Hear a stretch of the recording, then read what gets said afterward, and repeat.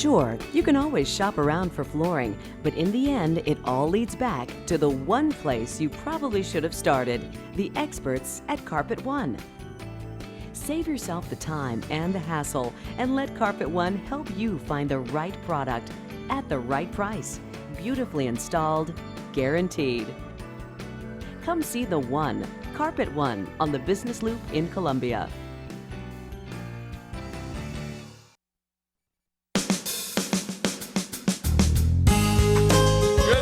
Welcome to Radio Friends on Friday, June the 10th. Ed Hanson is with us today. Good to see you, Paul. Talking Horse Productions, and you're doing a production of? We're opening a show tonight called Truffles and Nougat. Truffles and Nougat. What is Truffles and Nougat about? Well, Truffles and Nougat refers to candy, of course, and this is a French farce. It was written by an American, though. Okay. Someone who just finished their PhD work about a year ago at Mizzou. Okay. And he is now teaching at Catawba College in North Carolina. Okay. He is a wonderful playwright. Wait a minute. So he graduated here at Mizzou. He's Right. teaching in North Carolina, and he wrote a French farce. He wrote a French farce. Now, it's written in English, so no fear, you don't go and have to read subtitles. Remember, this is live theater. We don't have subtitles anyway. Right, okay. So, everybody talks with bad French accents. Okay. So it's very, very fun. It's set in 1815, and this is during a time when Napoleon has returned to power in France. And this family, this very dysfunctional French family, the Lefebvres, they live in an estate in the French countryside in Bordeaux. They are not fans of Napoleon. And so they fear the police coming to their door. Everybody is having affairs with everyone else, and everyone eats lots of chocolate. They don't drink a lot of wine, though. No, they don't seem to. It's mostly just about the chocolate. So this is very, very light fare. It's intended to be a great show for the summertime and just go and laugh. How many people are in this production? 8. 8 people. Are you? No. You're not in it? I'm not in this one. Are you directing it? I'm not directing, and I'm just producing. And you're going to be part of the audience then. So you open on June 10th, tonight. On June the 10th. And you run how long? We're running for 2 weekends, Friday, Saturdays in the evening, and then Sunday matinees at 2 for 2 weekends. Yeah. And if people want tickets, how do they go about it? They should go and visit our website, talkinghorseproductions.org.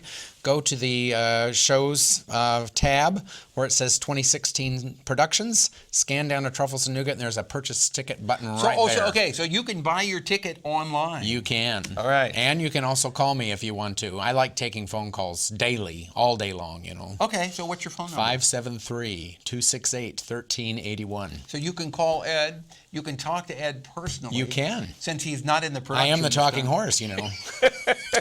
All right. Talking Horse Production. And you run for 2 weeks. Truffles and Nougat. Truffles and Nougat. Absolutely hilarious. Okay. People need to come and see this one if they want a good laugh. All right. And it's a nice, cozy production, isn't it? And it is, and I do want to mention, we just got our new tiered platforms in. So this will be the first show with these new tiered platforming, and so everybody has a great vantage point of the playing space, that's nice. and it's going to be really nice. And we're tickled to let this show be the trial one for that, where we get the. People won't be laughing so hard that they fall off the platform, will they? I think there are handrails even. Which is just wonderful, you know. We've thought of everything. Good. Ed Hanson, thank you so much for coming Paul. by. Pleasure having you here. Truffles and Nougat, Talking Horse Productions runs for 2 weeks. Right. All right. Now, stay where you are, because, you know, you're getting to the age now, Ed, where you got to think about fall prevention. Well, that's true. And spring prevention and winter prevention. No, I mean falling. Oh, all of those. You know, you're getting up there now. Now, you're going to be talking to Ryan here, who was my PT a couple of years ago. So Ryan Shaw, and Corey over here. Now, this is a big test for me.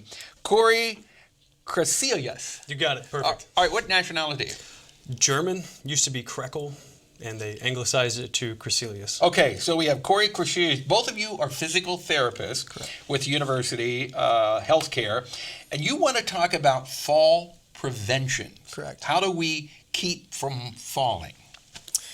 Well, there's a lot of different ways we can go about doing that. Staying active is the big thing. So are you gearing this mainly towards senior citizens? That would be correct. Probably the 65 and older population. I knew that's where you were going to It's go. important for everybody. Everybody, yes. Yeah, But all right, for everybody, but especially seniors, because bones are a little bit more on the brittle side, and if you break a bone, it takes longer to heal. so 1 in 3 people fall over the age of 65 every year, and it's a 1 in 3 people? over the age of 65. Yeah. So it's the number 1 cause of ER visits in the U.S. And so it's a pretty significant problem that we have. So, how do we prevent ourselves from falling? Number 1, stay active. Correct. Okay? You can't be too active the older you get, can you? Correct. When you say stay active, what do you mean by that? Engaging in regular physical activity, daily activity. 20 minutes a day of activity is great. Walking? Exactly. Walking or getting on an swimming? exercise bike, swimming. Any physical activity that gets you off the couch, off that recliner is beneficial. Going out and working in the garden. Yeah. Cutting your own grass and trimming, bending over, standing up straight, picking those tomatoes, pulling out weeds from the garden. All of that counts as staying active. Staying active, Definitely. absolutely. Okay, that's the number 1 thing. Next. From a preventative standpoint, also is making sure that your home is in the correct format for safety. So making sure that you don't have things in the hallway. Make sure that your lighting is appropriate. If you wake up in the middle of the night, have to go to the restroom, have a light on. Make sure that you are able to see where you're going. Don't have extension cords running down the middle of the room Correct. that you could get up and trip on. Correct. Most of Okay. them are simple environmental factors that are easily changed, but we just kind of go without doing it, and they can make a difference in falls. Yeah, okay. That's so very important because once you fall and you break a bone, it takes a long time to heal It does. if you are older.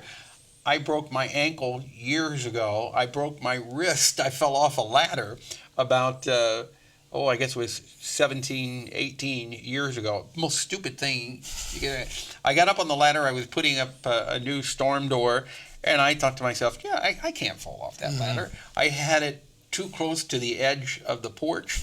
I'm up on the top of the ladder, and it Back you went. goes backwards.